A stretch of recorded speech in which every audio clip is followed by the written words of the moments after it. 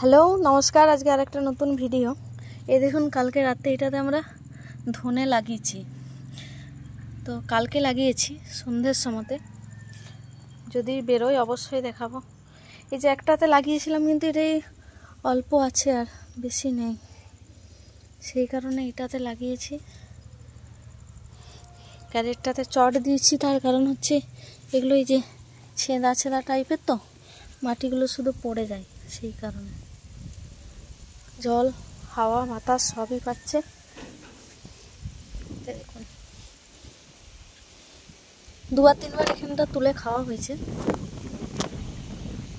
তবুও অনেক আছে। গাঁদা গাছগুলো একটু দেখিয়ে দিই।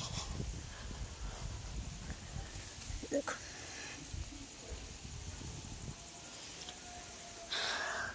লেগে যাবে গাঁদা গাছগুলো।